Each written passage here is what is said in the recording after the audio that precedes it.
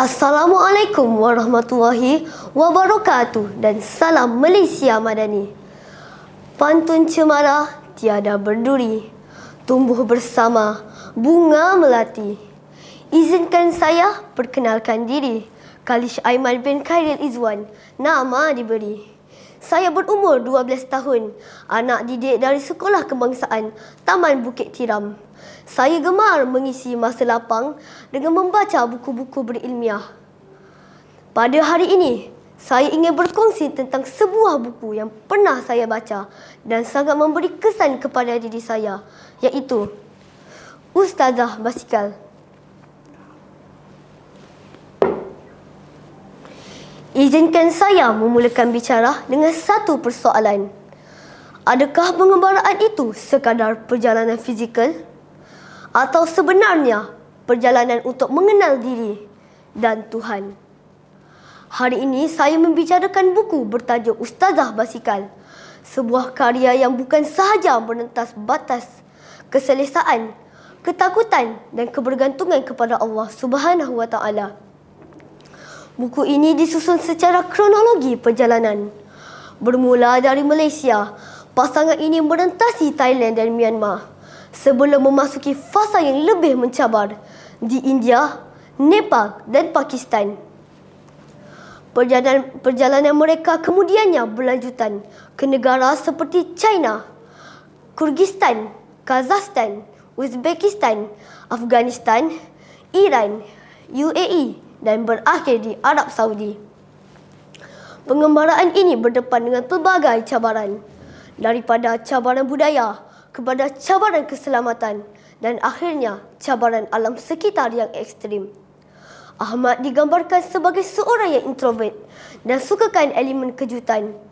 Beliau tidak gemar mengkaji secara mendalam lokasi yang bakal dikunjungi.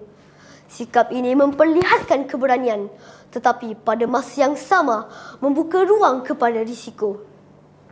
Sebaliknya, Adilah yang lebih ekstrovert menjadi pelengkap emosi dalam perjalanan ini. Di India misalnya, ketika Ahmad tertekan dengan sikap masyarakat yang terlalu ingin tahu, Adilah menyesuaikan diri dengan baik walaupun berbeza bahasa. Di sinilah kekuatan sebenar karya ini.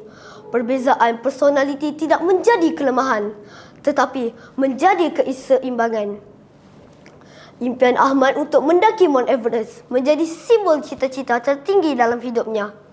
Namun, ketika memasuki Nepal pada musim hujan, impian itu terpaksa dikorbankan demi keselamatan.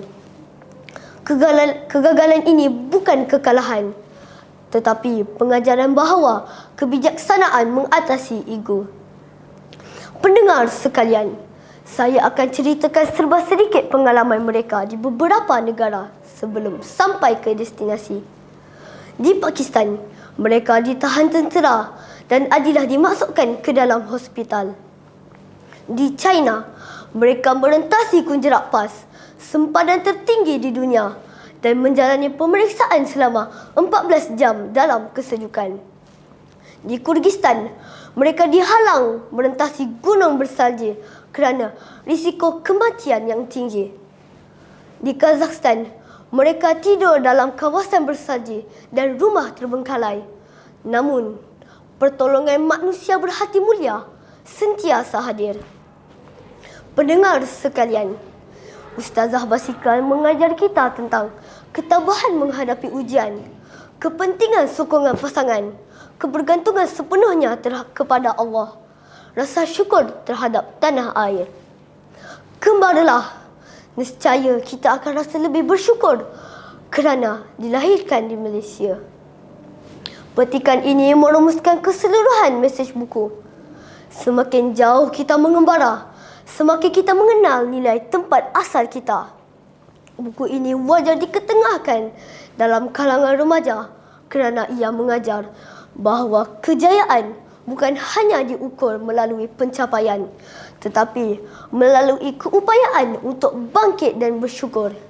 Sekian daripada saya. Wabillahi taufiq wal hidayah. Wassalamualaikum warahmatullahi wabarakatuh.